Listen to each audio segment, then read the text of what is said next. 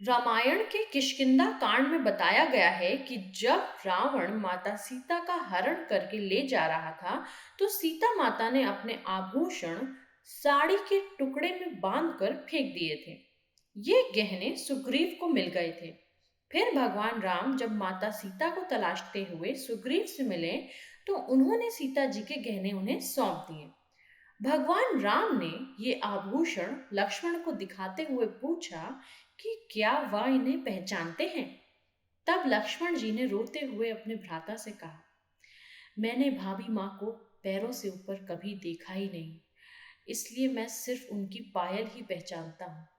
हनुमान किष्किंधा के राजा सुग्रीव की वानर सेना के मंत्री थे। राम और हनुमान पहली बार ऋषिमुख पर्वत पर मिले, जहां सुग्रीव और उनके साथी रहते थे। सुग्रीव के भाई बाली ने उससे उसका राज्य भी छीन लिया और उसकी पत्नी को भी बंदी बनाकर रखा था। जब सुग्रीव राम से मिले, वे दोनों मित्र बन गए। जब रावण पुष्पक विमान में सीता माता को ले जा रहा था, तब माता सीता ने निशानी के लिए अपने अलंकार फेंक दिए थे। वो सुग्रीव की सेना के कुछ वानरों को मिले थे। जब उन्होंने श्री राम को वो अलंकार दिखाए, तो श्री राम की आंखों में आंसू आ गए। श्री राम ने बाली का वध करके सुग्रीव को किष्किंधा का राजा दोबारा बना दिया। सुग्रीव ने भी मित्रता निभाते हुए राम को वचन दिया कि वह और उनकी वानर सेना भी सीता माता को रावण के चंगुल से छुड़ाने के लिए पूरी जी जान लगा देंगे। उसके बाद हनुमान, सुग्रीव, जामवंत ने मिलकर सुग्रीव की वानर सेना का नेतृत्व किया और चारों दिशाओं में अपनी सेना को भेजा। सभी दिशाओं में ढूंढने के बाद भी कुछ न मिलने पर ज्यादातर सेना वापस लौट आए। दक्षिण की तरफ हनुमान एक सेना लेकर गए, जिसका नेतृत्व अंगद कर रहे थे।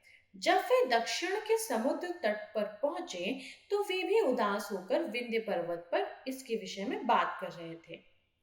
वहीं कोने में एक बड़ा पक्षी बैठा था, जिसका नाम था संपाति। संपाति वानरों को देखकर बहुत खुश हो गया और भगवान का शुक्रिया करने लगा, इतना सारा भोजन देने के लिए।